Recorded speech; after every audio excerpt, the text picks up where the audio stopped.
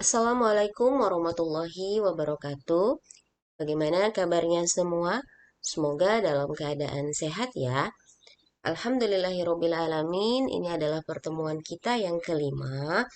Di pertemuan minggu lalu, kita sudah belajar tentang pemakaian huruf dan penulisan kata. Kita udah belajar gimana penggunaan huruf miring, huruf tebal, dan huruf kapital. Ibu juga sudah kemarin kasih soal ya tentang bagaimana aturan penggunaan huruf kapital. Dan pada pertemuan kita hari ini, kita akan belajar pemakaian tanda baca dan penulisan unsur serapan. Ibu harap semuanya fokus karena ini penting sekali sebagai bekal kalian ya dalam menyusun skripsi. Maka nanti harapan ibu tidak ada lagi kesalahan dalam pemakaian tanda baca, aturan penulisan kalimat dan lain sebagainya ya. Karena ingat, salah satu penilaian di dalam penulisan skripsi adalah bagaimana kalian mampu menulis dengan menggunakan pedoman ejaan bahasa Indonesia yang baik dan benar. Gitu ya. Oke, materi kita terkait dengan pemakaian tanda baca itu ada sekitar 14 ya.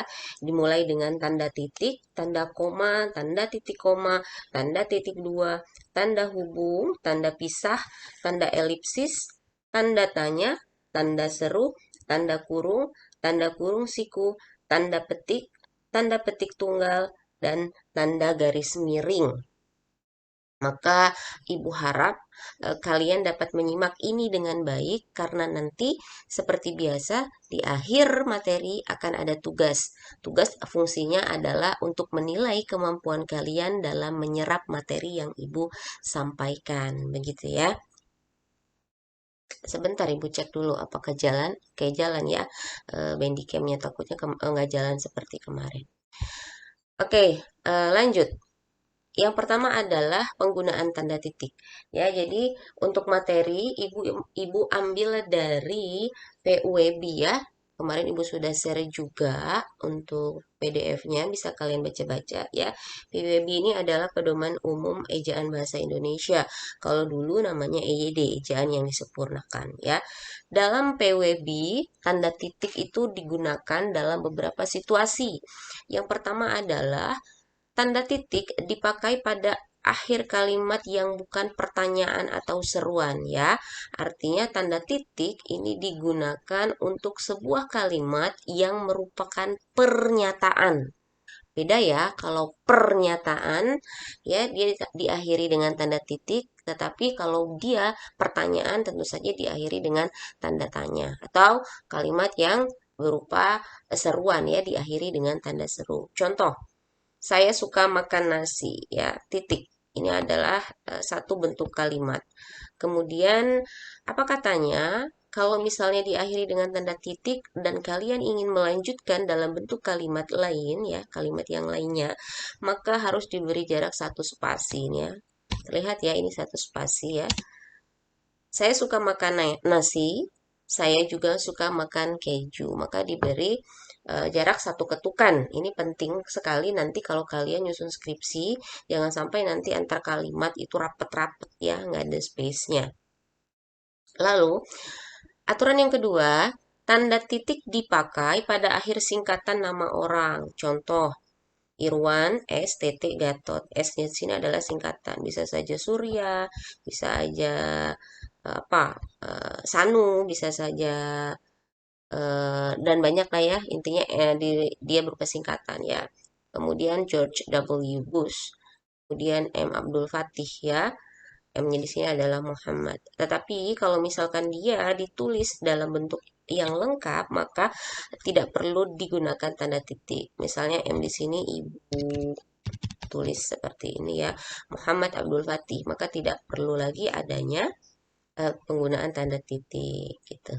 Kemudian yang ketiga, tanda titik dipakai pada akhir singkatan gelar, jabatan, pangkat dan sapaan ya.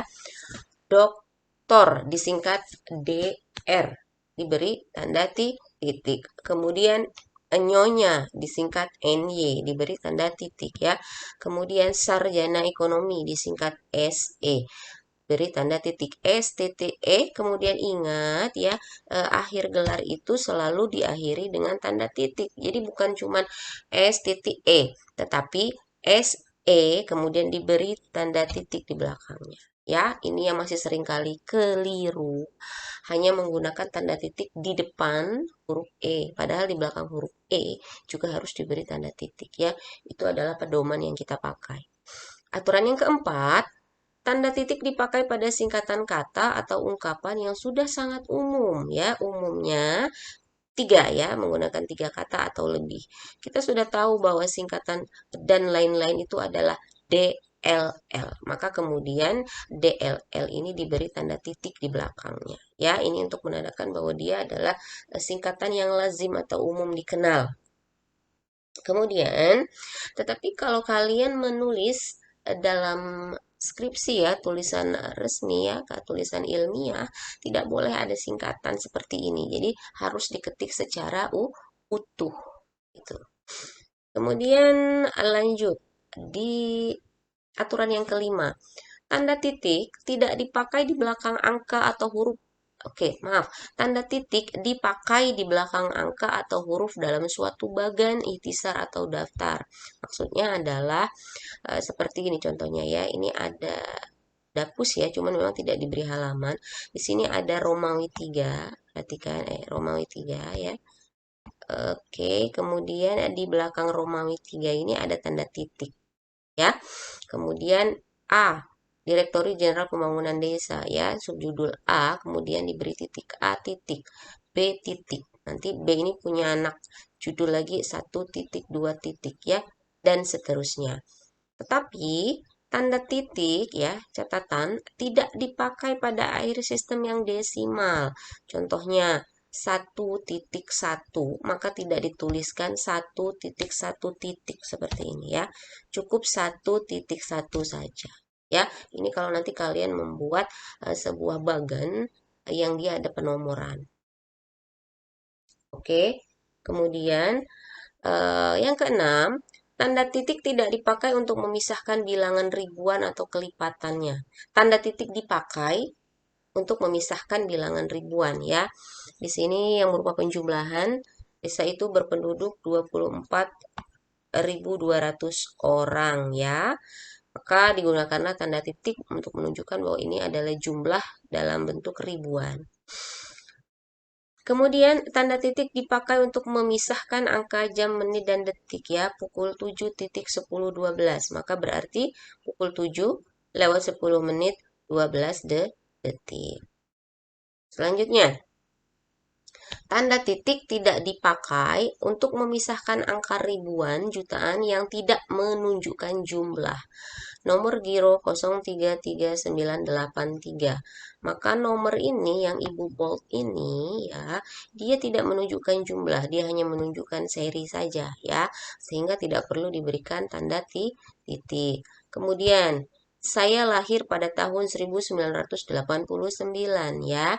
Maka 1989 ini tidak diberi angka titik ya, tidak dituliskan 1 titik. Enggak seperti ini karena dia tidak menyatakan jumlah. Lalu aturan yang ke-8, tanda titik tidak dipakai dalam singkatan yang terdiri dari huruf-huruf awal kata atau suku kata atau gabungan keduanya. Ya, jadi kalau kalian menulis singkatan itu tidak UD lalu U titik titik gitu, nggak kayak gitu ya, tapi langsung saja ya dalam huruf besar UUD, Undang-Undang Dasar. SMA langsung ya, jadi bukan S titik M titik A titik. Kemudian aturan yang ke-9, tanda titik tidak dipakai dalam singkatan lambang kimia, satuan ukur, takaran, timbangan, dan mata uang. Contoh CU itu ya adalah singkatan dari kuprum, kemudian 52 cm, maka sentimeternya ditulis dengan huruf kecil tanpa tanda titik ya, bukan seperti ini. Itu cm biasa ya. Lalu yang ke-10, Tanda titik tidak dipakai pada akhir judul yang merupakan kepala karangan, kepala ilustrasi tabel ya. Maka ketika kalian menulis judul, contohnya latar belakang pembentukan, ini tidak diakhiri tanda titik karena dia berupa judul. Contoh lain, latar belakang masalah. Lain cerita kalau misalnya itu dalam bentuk kalimat ya, struktur kalimat, maka diakhiri dengan tanda titik. Ciri daripada kalimat adalah diawali dengan huruf kapital, ya, kemudian diakhiri dengan tanda titik. Lalu aturan yang ke-11. Tanda titik tidak dipakai di belakang. Yang pertama alamat pengirim dan tanggal surat atau nama dan alamat penerima surat. Ya, ini Bu Bold. Jalan Diponegoro 82, Jakarta 1 April. Jadi tidak ada tanda titik di belakangnya. Jadi bukan ditulis seperti ini. Ini seperti ini salah ya. Gitu. Jadi tidak diakhiri dengan tanda titik. Sama ya, ini adalah alamat penerima ya. Kantor penempatan tenaga ini Ibu tuliskan tanpa titik jadi supaya jelas ya. Jelas perbedaannya. Masih, aturan yang ke-12. Tanda titik dipakai di antara nama penulis, judul tulisan yang tidak berakhir dengan tanda tanya ya. Tidak berakhir dengan tanda tanya. Ini ada penulisan daftar pustaka. Ada yang masih ingat aturan penulisan daftar pustaka? Kalau menggunakan jembatan keledai ya singkatan, daftar pustaka itu penulisannya disingkat dengan Natajukopen ya, nama, tahun, judul dicetak miring, kota penerbit, kemudian penerbit. Diakhiri dengan tanda titik ya, Natajukopen. Tetapi kalau misalkan judul tulisan tersebut diakhiri dengan tanda tanya, seperti contoh yang Ibu bold ini, nikmat Tuhan mana yang kau dustakan, tanda tanya, tidak diakhiri dengan tanda titik. Jadi kalau ditulis titik seperti ini salah ya, cukup tanda tanyanya saja, tidak double. Tapi kalau dia dalam bentuk kalimat pernyataannya, tidak diakhiri tanda tanya atau tanda seru, maka wajib dipisahkan dengan tanda titik. Seperti ini Ibu buat lagi ya. Oke, jelas bedanya di situ. Selanjutnya, tanda koma. Tanda koma dipakai di antara unsur-unsur dalam suatu pemerincian ya, pemerincian dan bilangan. Contoh, saya menjual baju, koma, celana, koma, dan topi. Seringkali salah kaprah karena sudah menggunakan kata dan, lalu tidak dipisahkan lagi dengan tanda koma. Ini yang sering terjadi, seperti contoh di bawah. Saya membeli udang, kepiting, dan ikan. Tidak ada tanda koma di depan kata dan. Ini salah ya. Maka wajib diberi tanda koma. Gitu ya. Contoh yang salah. Jadi dibuat contoh yang salah supaya kalian bisa membedakan. Lalu aturan yang kedua, tanda koma dipakai untuk memisahkan kalimat setara yang satu dari kalimat yang berikutnya yang didahului oleh seperti tetapi melainkan ya. Maka ditulis saya bergabung dengan Wikipedia tetapi tidak aktif. Di depan kata tetapi ini diberikan tanda koma gitu untuk menunjukkan bahwa dia merupakan kalimat setara gitu, yang menunjukkan pertentangan gitu. Karena dia konjungsinya atau kata hubungnya terletak di tengah-tengah kalimat ya, tetapinya terletak di depan kalimat. Lanjut. Oke, tanda koma dipakai untuk memisahkan anak kalimat dari induk kalimat. Apabila anak kalimat tersebut mendahului induk kalimatnya. Jadi, kalau misalkan kalian membuat kalimat majemuk, ya, tetapi anak kalimatnya terletak di depan, maka dia harus dipisahkan oleh tanda koma. Kalau hari hujan, kalau ini adalah konjungsi, hari hujan adalah anak kalimat, maka diberi tanda koma. Kalau hari hujan, koma, saya tidak akan datang. Karena sibuk, koma, ia lupa akan janjinya. Tetapi, seperti yang contoh sebelumnya, kalau konjungsinya terletak di tengah, ya, maka dia tidak perlu diberi tanda tanda koma. Saya tidak akan datang kalau hari hujan ya. Kalau yang contoh sebelumnya ini saya bergabung dengan Wikipedia ya. Tetapi nah, ini kan menunjukkan pertentangan, maka perlu dibuat tanda koma itu. Tetapi kalau kalimat kalimat majemuknya adalah kalimat majemuk yang tidak menunjukkan pertentangan, maka dia tidak perlu didahului tanda koma. Jadi bukan saya tidak akan datang koma kalau hari hujan. Ini salah ya. Karena dia bukan kalimat yang menunjukkan pertentangan.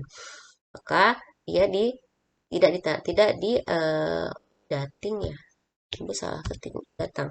Kalau saya tidak akan datang kalau hari hujan, jadi tanpa tanda titik. Tetapi kalau anak kalimat terletak di depan, maka wajib diberikan tanda titik. Kalau hari hujan, koma, saya tidak akan datang. Jadi tolong ini nanti kalau dalam penulisan skripsi kalian, tolong sekali diperhatikan tanda tanda baca. Tanda baca salah akan mengubah makna, gitu ya. Lalu, aturan yang keempat, tanda koma dipakai di belakang kata atau ungkapan penghubung antara kalimat yang terdapat pada awal kalimat, termasuk di dalamnya. Oleh karena itu, meskipun akan tetapi ya, kalau kata hubungnya terletak di depan, ini adalah kalimat tunggal, maka dia wajib diberi tanda koma. Oleh karena itu, koma, kamu harus datang. Jadi, koma, saya tidak akan datang. Lagi pula, koma, hari masih hujan. Meskipun begitu, koma, saya tetap rajin belajar. Ya. Akan tetapi, koma, yang terjadi adalah sebaliknya gitu. Kalau konjugasi terletak di awal kalimat, wajib diikuti dengan tanda baca koma. Lanjut. Tanda koma dipakai di belakang kata-kata seperti o, ya, gitu ya. O, koma, begitu. Wah, koma bukan main. Jadi intinya kalau di awal kalimat ini diberi tanda koma, ya. Yang keenam, tanda koma dipakai untuk memisahkan petikan langsung dari bagian lain dalam kalimat. Kata adik, koma, saya sedih sekali ya. Saya sedih sekalinya adalah kalimat petik, ya, karena dia merupakan petikan langsung sehingga perlu dibuat atau diberi tanda koma ya. Tetapi kalau dia berupa kalimat pertanyaan atau seruan maka tidak perlu lagi diberi tanda koma. Kata adik, apakah kamu merasa sedih? Tanda tanya misal gitu ya. Maka kata adik tidak perlu lagi diberi tanda koma. Ada nih kayaknya di slide selanjutnya. Oke, belum ya. Nomor 7. Tanda koma dipakai di antara nama tanggal, bagian kalimat, tempat tanggal gitu ya. Malaya, Medan, koma 18 Juni ini menunjukkan tanggal Medan, Indonesia. 8. Tanda koma dipakai untuk menceraikan, memisahkan maksudnya, bagian nama yang dibalik susunannya di dalam daftar pustaka. Nata Jukopen ya, nama, koma, tahun. Tetapi dalam daftar pustaka nama penulis itu dibalik Lanin, Ivan ya. Maka yang ditulis pertama adalah nama terakhir ya. Lanin, Ivan. Jadi ini wajib dipisahkan dengan tanda koma. Yang dibalik hanya yang kalimat hanya dalam kata yang terakhir. Maksud ibu kalau dia terdiri dari 3 unsur kata kayak nama ibu ya. Kayak gini. Rohmi, Misfi, Laili. Jadi bukan Rohmi, Laili, Misfi enggak. Tapi yang dibalik atau yang diletakkan di depan adalah unsur nama yang terakhir. Begitu ya. Kemudian yang ke-9, tanda koma dipakai di antara bagian dalam catatan kaki. Contoh, Sultan Tahdir Al-Sabana, tata bahasa baru bahasa Indonesia, jilid 2. Ya, secara tata bahasa. Kalau dalam catatan kaki, dia dipisahkan dalam tanda koma. Kemudian, tanda koma dipakai di antara nama orang, gelar akademik yang mengikutinya untuk membedakannya dari singkatan nama diri. Ranto Jiang, ini contohnya seperti ini. Ibu hapus dulu yang ini. Ranto Jiang, SE, sarjana ekonomi. Kenapa harus dipisahkan dengan tanda koma supaya membedakan bahwa itu bukan singkatan nama yang bersangkutan. Kalau ibu tulis misalnya Rinto Jiang Y, gitu kan? Jadi sebelum huruf Y ini tidak diberi tulis seperti ini, ya. Atau biar agak inilah ya. Rinto Jiang Surya Edi, Surya Edi, gitu ya. Jadi Rinto Jiang tidak diberi tanda koma di depan huruf SE ini karena SE yang pertama ini adalah singkatan nama dia, ya. Surya Eyang, Surya apa sih lah ya, pokoknya itu singkatan nama. Ibu jadi bingung gitu apaan tadi, ibu lupa ya. SE ini adalah singkatan nama yang bersangkutan, sehingga untuk membedakan dari nama yang bersangkutan maka perlu dipisahkan dengan tanda koma. Atau Rinto Jiang tidak diberi tanda koma nih, misalnya kebetulan singkatan namanya sama dengan SH, misalnya Surya titik Hedi misalnya gitu ya. Rinto Jiang Surya Hedi. Maka karena di sini tidak ada tanda koma ya, ini merupakan singkatan nama yang bersangkutan. Tetapi kalau dia berupa tanda koma Rinto Jiang, SH titik, ini diakhiri tanda titik begini, maka ini adalah gelar ya. Rinto Jiang SH sarjana hukum, sarjana ekonomi. Jadi ada dua gelar. Paham ya? Maksudnya kenapa harus diberi tanda koma di depannya? Untuk membedakan dengan si nama, singkatan nama yang bersangkutan. Kemudian yang 11. Tanda koma dipakai di muka angka persepuluhan atau di antara rupiah dan sen yang dinyatakan dengan angka 33,5, 10,5 gitu ya. Kemudian yang ke-12, tanda koma dipakai untuk mengapit keterangan tambahan yang sifatnya tidak membatasi. Guru saya, Pak Rahmat sangat pintar. Oke, masih jalan dia ya. Guru saya, ya, Pak Rahmat sangat pintar ya. Ini untuk memberi penegasan bahwa yang pintar itu adalah Pak Rahmat ya, si guru saya. Tuh, jadi perlu diberi tanda koma. Kalau nggak ada tanda koma, guru saya Pak Rahmat sangat pintar. Ini akan menjadi kalimat yang rancu. Maka perlu diberi tanda pemisah. Lanjut. Tanda koma dipakai untuk menghindari salah baca di belakang keterangan yang terdapat pada awal kalimat. Atas bantuan Dito, Agus mengucapkan terima kasih. Seandainya ibu hapus tanda komanya, atas bantuan Dito, Agus mengucapkan terima kasih. Ini menjadi tidak jelas siapa yang mengucapkan terima kasih gitu ya. Atas bantuan Dito, Agus mengucapkan terima kasih. Maka perlu dipisahkan untuk memperjelas bahwa yang mengucapkan terima kasih adalah si Agus. Lanjut. 15.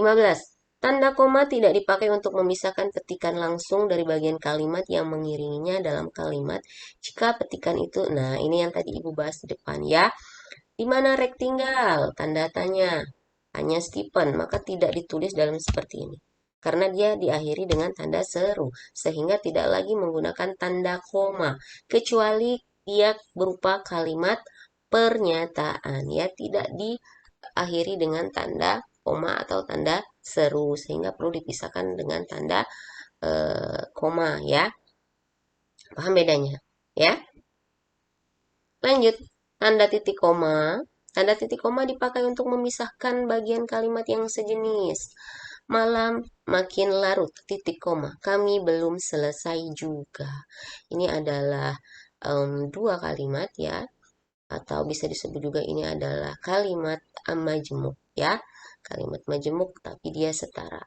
Malam makin larut, koma, titik koma, kami belum selesai juga. Gitu ya.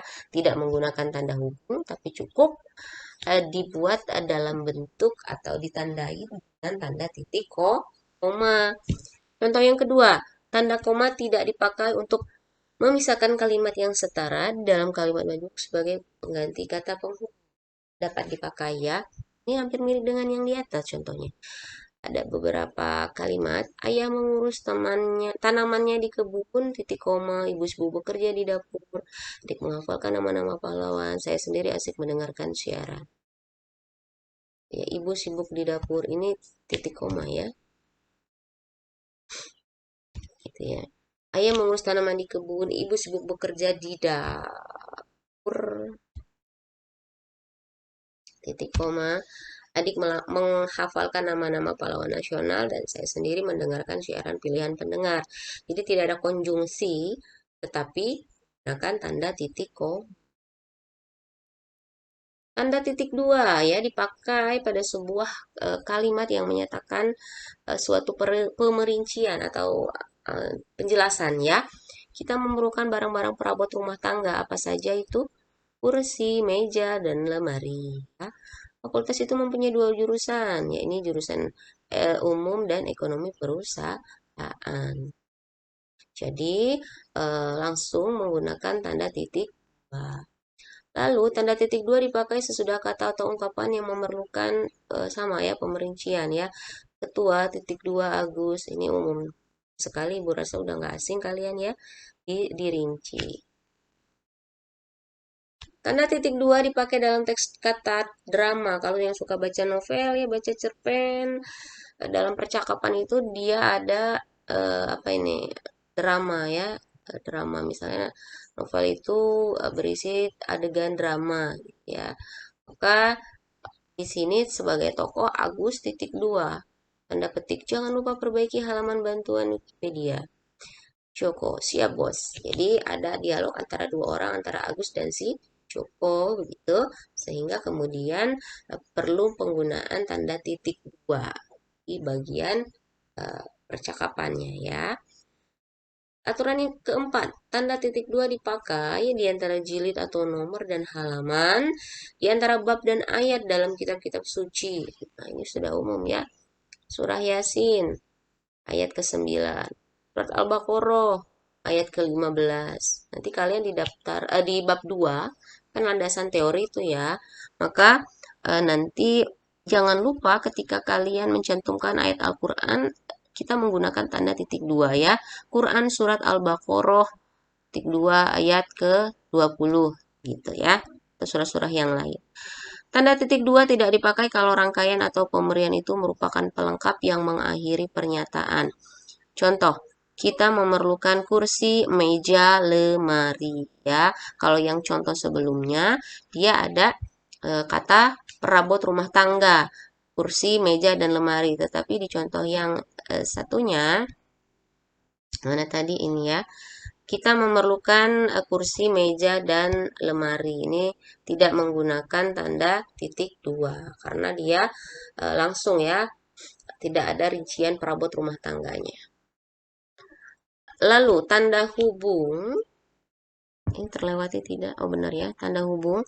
Tanda hubung itu menyambung suku kata yang terpisah. Kalau kalian mengetik ya, kemudian di ujungnya sudah mentok nih. Dia beli ba, misalnya ba ini terletak di ujung kalimat di ujung sini. Maka perlu untuk diberi tanda hubung ya. Kemudian dilanjut di bawahnya. Dia beli baru juga. Lalu di samping cara yang lama itu ada ju, ada tanda hubung cara yang baru. Lalu kalau tadi untuk menyambung kata dasar, selanjutnya tanda hubung juga digunakan untuk menyambung kata yang memiliki awalan ya. Di sini cara baru mengukur panas, kemudian diberi tanda hubung, kemudian di bawahnya baru ditulis secara lengkap mengukur panas. Selanjutnya, tanda hubung menyambung unsur-unsur kata ulang ya, anak-anak. Maka sering sekali mahasiswa itu kalau ini biar simple mungkin ya maksudnya, maka ditulisnya anak-anak ini. Padahal harus ditulis secara utuh anak-anak ya. Ya jangan lagi kalau menyingkat, oh, dia hemat energi Bu, tapi secara pedoman ejaan itu salah. Tanda hubung menyambung huruf yang dieja satu persatu ya, pengurus, pastry, bla bla bla bla gini ya untuk memisahkan huruf yang misalkan mau dieja. 84 ya, menunjukkan ini adalah tanggal, bulan, dan tahun yang ditulis secara angka. Lalu tanda hubung dapat dipakai untuk memperjelas hubungan bagian ungkapan ya, berevolusi dengan berevolusi. Ini kan untuk memperjelas ya. Misalnya kalian menulis dua kalimat. Karena sama-sama, kalau misalnya sama-sama tidak diberi tanda hubung, maka berevolusi, yang ini berevolusi, berevolusi sama ya. Maka mau untuk membedakan mana yang evolusi dan revolusi perlu dipisahkan dengan tanda hubung. Kalau kalau evolusi kan dia rentang waktunya lama, kalau berevolusi, revolusi dia cepat, begitu. Lanjut, tanda hubung dipakai untuk merangkaikan ya. Yang pertama se dengan kata berikutnya yang dimulai dengan huruf kapital. Se-Indonesia. Se-Indonesia. Atau contoh lain, se-Jawa Barat ya. Kemudian apalagi katanya ke dengan angka. Hadiah ke strip ya, tanda hubung 2. Kemudian apa katanya yang ke C angka dengan akhiran an. Ya kayak ini tahun 50-an. Jadi bukan 50. Ini salah ya, tahun 50 50-an. Kemudian singkatan huruf kapital dengan imbuhan atau kata ya, sinar X Komfi 2 gitu. Jadi untuk memisahkan singkatan huruf kapital ya. Kemudian tanda hubung dipakai untuk merangkaikan unsur bahasa Indonesia dengan unsur bahasa asing. Dicater, pentekelan. Tahu apalagi contoh lain ada yang bisa kasih?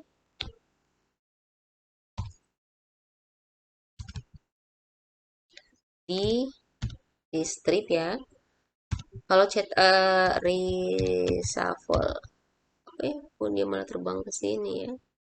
Jadi kalau ada istilah asing ya, istilah asing itu dicetak miring ya. Kemarin sudah belajar kita ya. Di reshuffle. Suara azan subuh yang terdengar kalian ya. Jadi ibu buat ini di subuh hari ya, saat anak-anak sedang tidur. Artinya kalian harus menyimak karena ibu buatnya juga penuh pengorbanan ya, em, menyita waktu istirahat, maka jangan sampai kemudian ini terlewat begitu saja, menganggap tidak penting ya, jangan.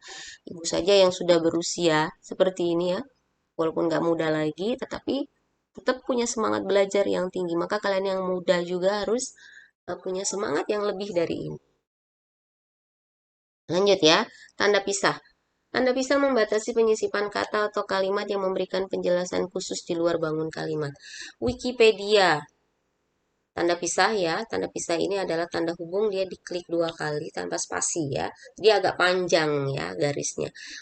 Wikipedia Indonesia, saya harapkan akan menjadi Wikipedia terbesar. Di sini ada frasa saya harapkan. Saya harapkan ini adalah sebagai penjelas ya, di luar kalimat utama. Maksudnya gimana Bu di luar kalimat, di luar bangun kalimat? Kalau ini Ibu delete, saya harapkan, maka tidak akan mengubah makna. Wikipedia Indonesia akan menjadi Wikipedia terbesar gitu ya. Dia tidak akan mengubah struktur kalimat. Jadi Wikipedia Indonesia saya harapkan itu menjadi sebuah penegas saja. Kemudian keberhasilan itu dapat dicapai jika mau bekerja keras. Kata kita sependapat yang dipisahkan dengan tanda pisah itu adalah penegas ya. Keberhasilan itu kita sependapat dapat dicapai jika mau bekerja keras. Kemudian dalam pengetikan karya ilmiah ini yang tadi ya Ibu bilang dinyatakan dengan 2 tanda hubung tanpa jarak ya, untuk membedakan dengan yang tanda hubung tadi. Tanda hubung kan dia garisnya pendek nih, garisnya pendek ya. Sementara kalau tanda pisah dia agak panjang garisnya. Oke. Tanda pisah dipakai di antara 2 bilangan atau tanggal yang berarti sampai gitu ya. 19 sampai 1921. Medan ke Jakarta 10 sampai 13 Desember. Tanda elipsis, ada yang pernah dengar tanda elipsis? Jadi kalau kalian membaca sebuah tulisan ya, baik itu novel, cerpen, atau apapun itu, kemudian ada tanda titik tiga, maka itulah yang dinamakan tanda elipsis. Fungsinya adalah untuk memberikan jeda atau sebuah situasi yang hening agar pembaca itu ikut larut di dalamnya, ikut berpikir, ikut merasakan, ya. Contoh, kalau begitu, ya marilah kita bergerak. Ya, kalau begitu ada tanda titik tiga, inilah yang disebut sebagai tanda elipsis.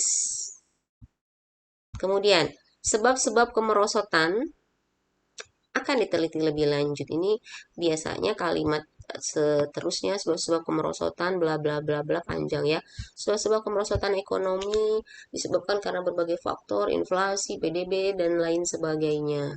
Panjang dia. Maka diberikan tanda elipsis ya.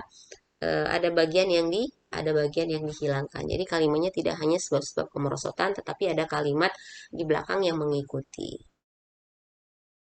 Selanjutnya, tanda tanya. Tanda tanya dipakai jelas untuk mengakhiri sebuah kalimat tanya, kemudian juga untuk mempertanyakan sebuah kalimat.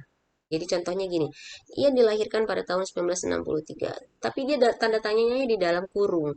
Maka ini adalah untuk mempertanyakan benar nggak sih ia dilahirkan pada tahun 1683. Kemudian uangnya sebanyak 10 juta rupiah hilang. Jadi tanda tanyanya terletak di sini ya, dalam tanda kurung, bukan di akhir kalimat. Boleh di akhir kalimat juga, tetapi kalau dia untuk membedakan dengan kata tanya, maka pemberian tanda kurung di sini untuk mempertanyakan justru ya, mempertanyakan benar atau tidak. Uangnya sebanyak 10 juta rupiah hilang. Ya, benar gak sih uangnya itu yang hilang 10 juta? Tanda seru ya. Nih, tanda seru ini dipakai ya untuk memberikan emosi pada kalimat ya. Jadi kalau kalian ngetik WA berkirim kepada yang lebih tua gitu, atau jangan kan itu ya, kepada teman kalau ada tanda seru gitu, ini orang lagi marah atau gimana sih? Karena memang fungsi tanda seru adalah memberikan emosi pada sebuah kalimat atau kata. Tanda kurung ya. Tanda kurung dipakai untuk mengapit keterangan atau penjelasan.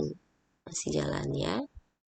Soalnya kemarin ibu buat, nggak ibu cek-cek bandicamnya ternyata nggak jalan gitu. Sudah hampir 1 jam buat rekaman. Jadi jangan sampai jatuh di lubang yang sama. Tanda kurung mengapit keterangan atau penjelasan ya. Tanda kurung untuk memperjelas. Ini RUPS dalam kurung rapat umum pemegang saham. Ini umum lah, kalian sering lihat ya. Maka untuk menyatakan kepanjangan dari perlu dibuat tanda kurung. Kemudian tanda kurung mengapit keterangan atau penjelasan yang bukan bagian integral. Bagian integral itu bagian yang menjadi inti ya. Satelit palapa. Kemudian diperjelas. Satelit palapa itu adalah pernyataan sumpah ya, asal mula kata palapa itu adalah sumpah palapa ya, yang diucapkan oleh Gajah Mada untuk mempersatukan Nusantara ketika itu ya. Membentuk sistem satelit domestik di Indonesia. Oke, di dalam kurungnya ada penjelasan tentang palapa. Kemudian pertumbuhan penjualan tahun ini. Lihat tabel 9, menunjukkan adanya perkembangan baru dalam pasaran dalam negeri ya. Untuk memperjelas sebuah kata, frasa, tapi bukan merupakan bagian integral atau bagian pokok dalam kalimat itu. Artinya kalau dihilangkan dia tidak akan mengubah makna kalimat. Kemudian tanda kurung mengapit huruf atau kata yang kehadirannya dalam teks dapat dihilangkan. Ya, kata kokain diserap ke dalam bahasa Indonesia menjadi kokain. Ya, ada huruf A. Jadi untuk memperjelas bahwa itu telah diserap ke dalam bahasa Indonesia. Ya, pelafalannya. Pembalap itu berasal dari kota Medan. Kota. Jadi dihilangkan juga orang tahu bahwa Medan itu adalah kota. Tetapi untuk mempertegas, maka kata kota dibuat tanda kurung. Kemudian tanda kurung mengapit angka atau huruf yang memperinci suatu keterangan. Bauran pemasaran menyangkut masalah. Bla bla bla. Ini kalau kalian menuliskannya dalam bentuk kalimat seperti ini tidak dirinci ke bawah, maka perlu tanda kurung ya. Lanjut. Tanda kurung siku ya. Di sini apa aja katanya? Tanda kurung siku mengangkut huruf atau kata atau kelompok kata sebagai koreksi. Jadi kalau kalian membuat sebuah tulisan dan bermaksud mengkoreksi, ada tulisan, ada kalimat seperti ini. Sangsa purba mendengar, tetapi huruf D-nya ada di kurung siku, bisa saja di teks aslinya ya, di karya tersebut tidak ada huruf D ya. Ada kesalahan di sini. Mempertegas ya bahwa kurang huruf D. Yang kedua, tanda kurung siku mengapit keterangan dalam kalimat penjelas yang sudah bertanda kurung. Persamaan kedua proses ini, perbedaannya dibicarakan dalam bab 2, lihat halaman. Jadi ada sudah di dalam kurung, tetapi kalian mau mengurung lagi, itu tidak boleh tanda yang sama. Harus digunakan tanda kurung si. Ya, tanda kurung siku adalah untuk tambahan komentar yang bukan berasal dari penulis asli. Katanya, Adam tidak datang ke sekolah hari ini. Ya, kalimat ini diberi tanda kurung siku karena bukan merupakan komentar dari penulis asli. Tanda petik sekarang ya. Tanda petik ini tuh mengapit petikan langsung yang berasal dari pembicaraan ya. Saya belum siap, kata Mira. Tunggu sebentar ya, tanda petik ya. Jadi lihat di ini juga tadi sudah kita pelajari. Kalau dia berupa petikan langsung ya, yang bukan merupakan kalimat tanya atau kalimat seru, maka perlu tanda koma ya. Kemudian pasal 3645 berbunyi, bahasa negara ialah bahasa Indonesia. Kemudian tanda petik mengakui judul syair karangan. Bacalah bola lampu dalam tanda petik berarti si bola lampu ini adalah judul. Ya. Kemudian karangan Andi Hakim Nasution yang berjudul Rapor dan Nilai Karangan bla bla bla bla diberi tanda petik ya. Ini adalah sebagai judul. Sajak berdiri aku ya. Bisa lah ya kalau tanda petik dalam sebuah teks, maka itu menunjukkan bahwa dia adalah judul sebuah karya atau tanda petik mengapit istilah ilmiah yang kurang dikenal. Kerjaan itu dilaksanakan dengan cara tanda kutip coba dan ralat saja. Sering kan ya dengar ada istilah iya dalam tanda petik amplop gitu. Amplop di situ bukan amplop kertas putih biasa, tetapi amplop yang ada isinya dalam tanda kutip suapan gitu. Lanjut, tanda petik tunggal nih ya. Kalau kita ingin menulis kemudian sudah ada tanda petik tapi mau memetik lagi maka tidak perlu menggunakan tanda petik yang biasa ya. Tapi sini ibu bold ya, kring kring tanda petiknya tanda petik tunggal karena dia ada di dalam petikan ya. Kemudian ini mengapit makna terjemahan dan penjelasan. Ya pemakaian tanda kurung. Misalnya feedback balikan ya. Ini untuk memperjelas arti dari feedback. Maka diberi tanda petik balikan. Balikan ya. Tanda garis miring ya untuk menyatakan atau. Kalau kalian nggak mau terlalu panjang menulis kata membuat atau melakukan, cukup diberi garis miring. Membuat garis miring melakukan. Besar garis miring akbar. Ya.